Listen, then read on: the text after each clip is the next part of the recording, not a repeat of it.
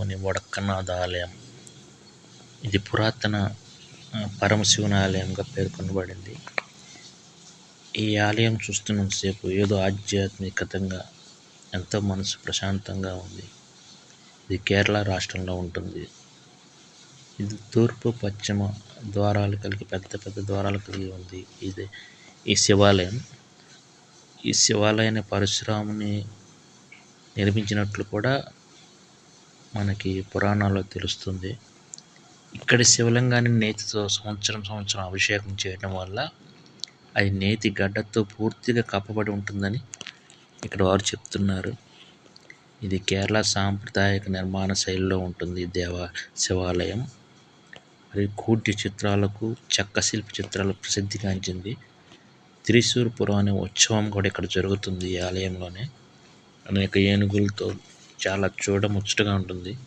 ఈసారి వెళ్ళినప్పుడు ఖచ్చితంగా ఆ ఉత్సవాన్ని చూపించడానికి నేను ట్రై చేస్తాను. ఇది కేరళలో మెయిన్ త్రిశూర్లో అక్కడ సాంస్కృతికంగా మంచి పేరుగాంచిన సిటీ ఇది. వెళ్తే ఖచ్చితంగా విజిట్ చేయండి. Thank you.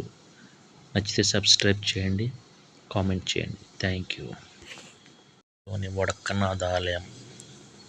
ఇది పురాతన పరమశివుని ఆలయంగా పేర్కొనబడింది. ఈ ఆలయం చూస్తున్నంతసేపు ఏదో ఆధ్యాత్మికతంగా ఎంతో మనసు ప్రశాంతంగా ఉంది. ఇది కేరళ రాష్ట్రంలో ఉంటుంది. ఇది తూర్పు పశ్చిమ ద్వారాలు కలిగి పెద్ద ద్వారాలు కలిగి ఉంది. ఈ శివాలయం. ఈ శివాలయాన్ని పరశురాముని నిర్మించినట్లు కూడా మనకి పురాణాల్లో తెలుస్తుంది. ఇక్కడి శివలింగాన్ని నేతితో సంవత్సరం అభిషేకం చేయడం వల్ల అది నేతి గడ్డతో పూర్తిగా కప్పబడి ఉంటుందని ఇక్కడ వారు చెప్తున్నారు. ఇది కేరళ సాంప్రదాయక నిర్మాణ శైలిలో ఉంటుంది శివాలయం. మరియు కూడ్య చిత్రాలకు, చెక్క శిల్ప చిత్రాలకు ప్రసిద్ధిగాంచింది. త్రిశూర్పురం అనే ఉత్సవం కూడా ఇక్కడ జరుగుతుంది ఈ ఆలయంలోనే. అనేక ఏనుగులతో చాలా చూడముచ్చటగా ఉంటుంది. ఈసారి వెళ్ళినప్పుడు ఖచ్చితంగా ఆ ఉత్సవాన్ని చూపించడానికి నేను ట్రై చేస్తాను. ఇది కేరళలో మెయిన్ త్రిశూర్లో అక్కడ సాంస్కృతికంగా